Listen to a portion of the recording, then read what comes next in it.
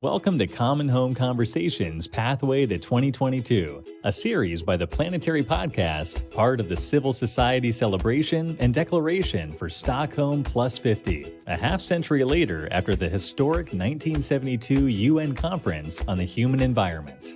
In Common Home Conversations, you will hear high-level political and public figures, academics, and influential activists discuss what should be the content of the high-level declaration foreseen for 2022.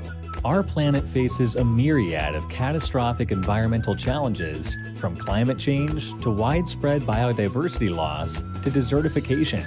The science is clear. The state of our global environment is deteriorating at an unprecedented rate, highlighting the need for fundamental transformative changes across our legal, economic, social, political, and technological spheres. Thus, there is an urgent need to reach a common ground within civil society and around it build a civil society declaration with the potential to be the needed starting point for a paradigm shift towards a safe and sustainable future for our global community. Common Home Conversations is the place to discuss the challenges posed by climate change, as well as possible solutions to help create a stabilized Earth and ensure that the Civil Society 2022 Declaration can be a true game changer.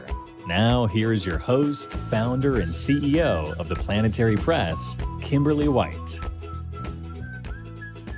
Hello and welcome to Common Home Conversations. Today we're joined by Lionel Chami, Special Advisor at the Global Pact Coalition. Thank you so much for joining us today, Lionel. Thank you. Can you tell us about your work with the Global Pact for the Environment? So the Global Pact for the Environment exists because there's a deficiency in international environmental law, which is the legal framework that governs the environment at the global level. And the problem we have is that there's a deficiency at the level of implementation, so we're not implementing the current norms enough. We're not doing it sufficiently, we're not doing it efficiently enough. And we have also a deficiency at the level of lawmaking. So we don't have the right laws to tackle the extent of the problem. And that's where the Global Pact for the Environment comes in. The Global Pact for the Environment is basically a consensus text among the biggest environmental lawyers of the world to lay down what is needed in one text to reform environmental law and governance on a global level. So to get back to my work, what I do concretely is try to convince states, state representatives, NGOs, scholars, etc., that this is a good idea, that we have a fundamental problem at the level of lawmaking and at the level of implementation, and that this pact could help resolve these problems. That's fantastic. Now, in response to the latest IPCC report, the UN Secretary General called the report a code red for humanity, stressing the need for immediate action on climate. Globally, temperatures have already risen 1.2 degrees and continue to climb. And despite the intensifying adverse impacts of climate change, policies have not yet risen to this immense challenge. How would a global pact for the environment help us better address the environmental crises facing our global community? That's a very good question because it tackles what is really the heart of the problem, which is global warming, climate change. Now, what's different with the Global Pact for the Environment is that it tackles these issues not from the perspectives of, targets and financial goals like you have in the Paris Agreement, which is the global treaty on climate change. The Global Pact for the Environment, as the name suggests, is global in scope. It means that it addresses the environment as a whole. It doesn't just look at the seas, the climate, biodiversity, the wetlands, the deserts, etc. It takes the environment as a whole, and it will help to fight climate change by delivering environmental justice. So the core of the project is really a question of justice, because climate change is a very unjust phenomenon. Rich countries, rich people will, be harmed less from climate change than poorer countries or poor people, depending on the geography, on who you are in society, etc. So the Global Pact for the Environment seeks to recognize the environmental rights and duties of everyone, to enshrine on a global level the right of everyone to live in a healthy environment, and to recognize the duties of states and corporations to take care of the environment. So that's the big difference with what we have right now. It's a question of justice, and it's a question of addressing the environment not through segmented silos, but really as a whole. Absolutely. I think that's a challenge when we work on environmental issues. We get so focused on one issue that we tend to work in silo. So it's excellent that the pact is global in scope and addresses the environment as a whole. Now, what are some of the biggest challenges of establishing this pact? Now, obviously, when you're working in international law, you have to dabble in diplomacy. So diplomacy means convincing states that what you want to do is right, and it's right not just for you, but it's right for them. So when we introduced the pact in 2017, 2018 at the UN General Assembly, you have to convince 193 states, different diplomacies, different agendas, different everything, that this pact is good for them. Not just good for the planet, but that it's in their interest.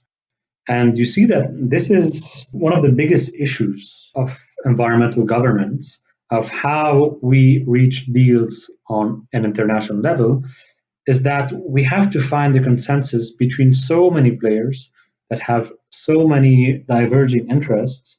And sometimes it's like an ego battle between states, and they sort of get lost in that battle and forget about the big issues, forget about the long term, forget about the damage that climate change is actually causing to the environment, and they're forgetting about the emergency.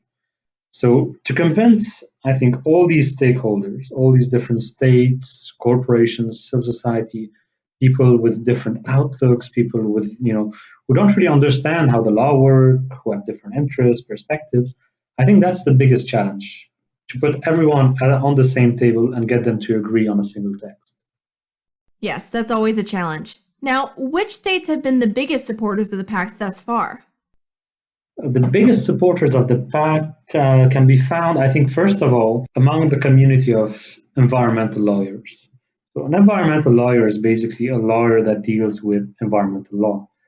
And it's these people who are at the forefront of the crisis. They're the people defending people whose houses are being destroyed or affected by pollution. They're people who've been really at the forefront of tackling the environmental crisis, of tackling pollution, of tackling climate change through a justice perspective, using the law.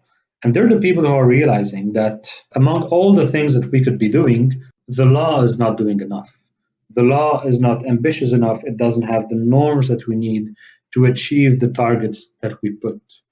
So we need to raise that threshold. And I think the lawyers were the first to notice that. And when the lawyers notice that, you start feeling, an interest among NGOs who usually used to deal with the issue through public opinion campaigns, through other means than the law. And then, with the climate cases going on in Europe and the US, everything that's linked to climate litigation all around the world, you start seeing, more appreciation from NGOs towards using the law as a way to tackle the environmental crisis. So first, lawyers, second, NGOs, and third of all, states, because some states are feeling that they're doing enough on a national scale, that's their feeling, and they feel that, other countries should be doing more. So there are a lot of countries, like countries in Latin America, in Europe, and sub-Saharan Africa, who feel that we need this pact because we need to create a level playing field all around the world, to create a common standard, to protect the environment, and so that there's no free riders in environmental protection. And this is why you get states that also support this project. And, I think there's a growing interest among scientists, because they're seeing that, they're not experts in law, but they're saying that what we currently have in terms of policy, in terms of legislation, is not enough. So the project is also getting traction among scientists who feel that, the tool of law should be doing more. Our scientists are people who've scrutinized the environment for a long, long time, and they're frustrated because they're issuing these reports, they're writing down all these drafts and communiques and media reports, etc., and the media reports on them sometimes, but they're not feeling this traction among governments to do something concrete, something long-lasting, something which can enact transformative change at the level of law. So to sum it up, We've had support from lawyers first, NGOs, states, and scientists, as well as all the corners of civil society. That's wonderful. Now, just to follow up on that, what can civil society do to support the pact? I think that can be summed up in 3 words: make it famous. Because so long as the pact can be ignored, as the legal response to climate change is not seen as indispensable by governments, it can be discarded, it can be forgotten about. But by making this proposal famous, not just the pact in itself, but the idea that law can do more to protect the environment, I think this is fundamental. And I think, by disseminating the idea that the law can do more, that we can use the tool of the law to reclaim our right to a healthy environment, I think that's the most important thing we can do at this stage. You mentioned the right to a healthy environment. Can you please elaborate on that and what that means? So the right to a healthy environment is a fundamental right. Like you have a human right to freedom of speech, to property, to all of these things. You have also rights that concern the environment, because the environment is the precondition to the exercise of human rights. If you live in an environment that is not conducive to your good health or to your well-being, if you live next to a garbage dump or to electricity plant that causes a lot of pollution, then your health is in danger. Then the capacity for you to exercise these rights, these fundamental human rights of yours, and to live a dignified life in society is threatened by this unhealthy environment. And this is why a lot of jurists have come up with the idea that people have a right to a healthy environment, without which they are unable to enjoy the rest of their human rights. And the right to a healthy environment is the first article of the Global Pact for the Environment. It's been there since 2017, and it's really the spearhead of the Global Pact. Absolutely. I think the right to a healthy environment is essential. I mean, here in the United States, there are a lot of issues surrounding environmental justice. And specifically, one example that comes to mind is within the state of Louisiana. It's an area that stretches 85 miles from New Orleans to Baton Rouge, and it's been dubbed Cancer Alley. And it's one of the most polluted places in the United States. The area is just littered with oil refineries and petrochemical plants. Around 150, I believe, was the last estimate. And those plants have caused a spike in the cancer rates 50 times the national average in the area. Wow, that's impressive in a bad way. But you see, these are the sort of problems that exist all around the world. In Lebanon, where I come from, there's a very big carbon plant that runs on fuel, a power plant. And they've also noticed that, they've done studies, etc. And they've noticed that the air pollution caused by this plant is also causing cancer rates that are 10, 20 times higher than the national average. So we have these environmental injustices. It's unjust because people don't choose to live here. They just happen to live here and they can't move and they're just bound to suffer from this sort of stuff. And very often they don't have the right environmental information, because you feel that you have symptoms of something that's happening because you're living in an unhealthy environment, but you don't know for sure. You didn't have the right to participate when they built that project. You didn't have the right to access environmental justice when such projects were made, or you didn't have the right to contest them. So this is why the environment is not just a question of targets and financial objectives. It's also a question of justice, because the end goal is to have people live in a dignified environment. Absolutely. Now, in your recent article, you discussed a principled approach to international environmental governance. Within the article, you note that the environmental crises we are facing could be turned into an opportunity to, quote, rebuild world order around the keystone of environmental protection. Can you elaborate on the benefits of this approach? Certainly. When you look at geopolitics today, the current world order, you see that there's inadequation between what we have and the current state of play. So we have institutions that were built in 1945 and the 1940s as a follow-up to World War II. But the world has changed. World War II is over, the Cold War is over, and we're living in a multipolar world where a lot of states that used to be ignored, that weren't great powers yet, you have India, you have China, Brazil, South Africa, Nigeria, and this rise, which is justified, is causing disorder to the geopolitical world order. So what we're saying in that article is that we can disagree on many things. We can disagree on trade, we can disagree on the economy, we can disagree on a whole lot of things.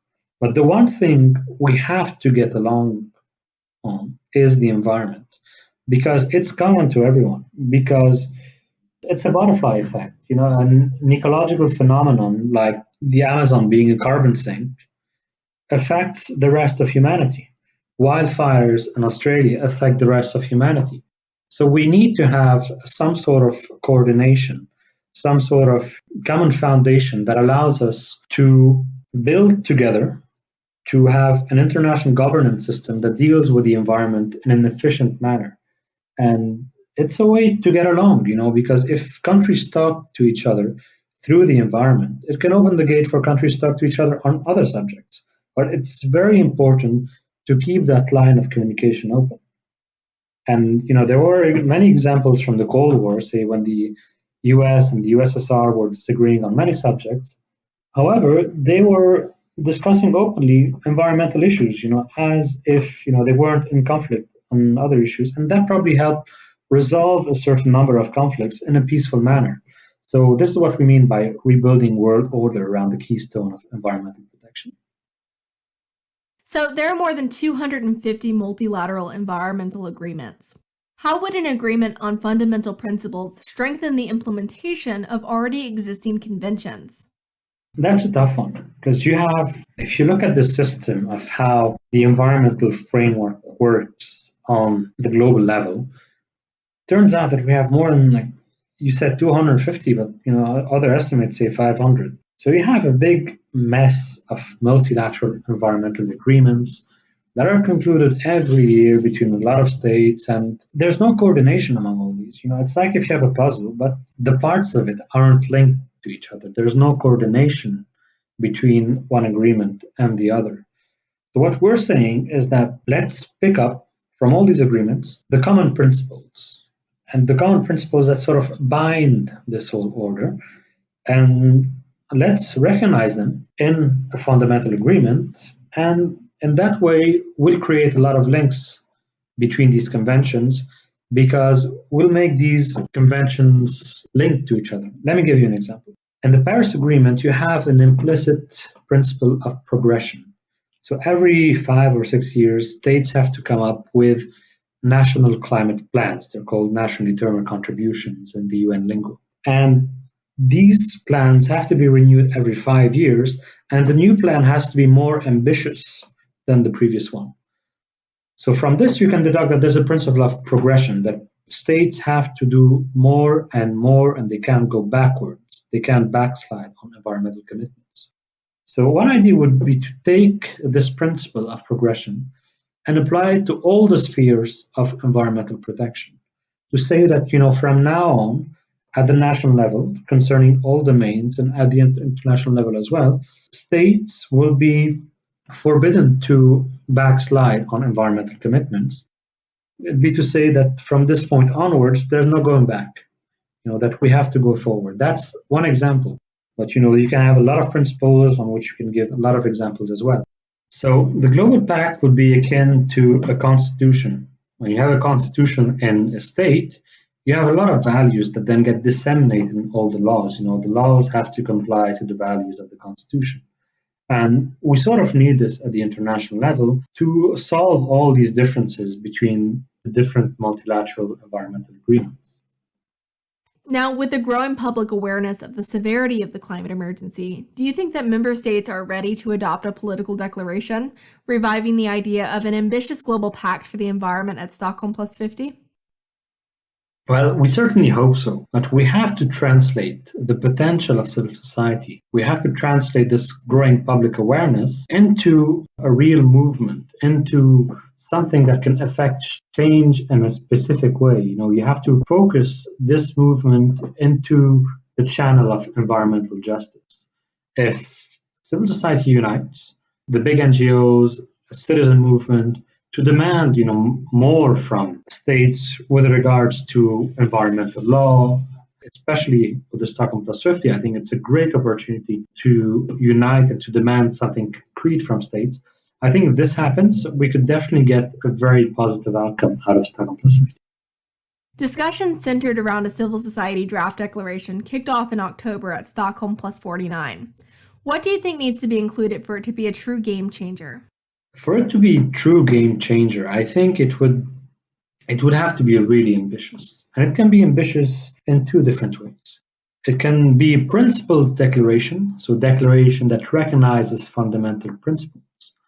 And this is not really new. The 1972 Stockholm Declaration enshrined a lot of principles. It laid down the roots, without recognizing them, of the principle of the right to a healthy environment and the duty to take care of the environment. The Rio Declaration, which was adopted in 1992, laid down also some other principles, like the principles of access to information, access to environmental justice, public participation in environmental affairs. So Stockholm Plus 50 and the declaration that will be adopted at UNEP 50 need to follow this movement, and they need to recognize the new principles of environmental law. That means it can recognize the right to a healthy environment.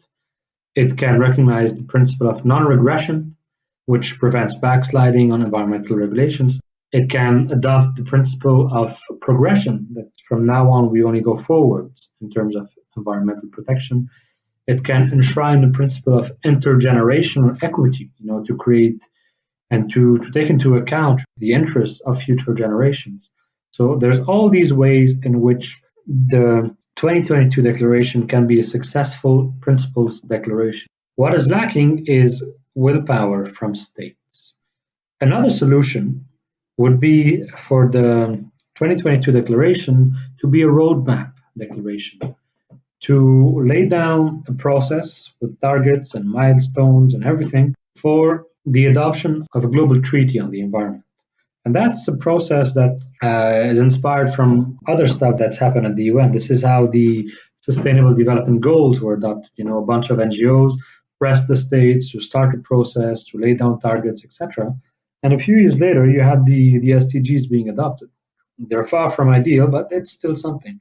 And we're thinking that, if states do not want or are not ready to recognize new principles in the 2022 declaration, they can lay down a roadmap. They can say, okay, we're going to start this process. We're going to lay down some targets, milestone, and in a few years, we'll have an agreement on the principle.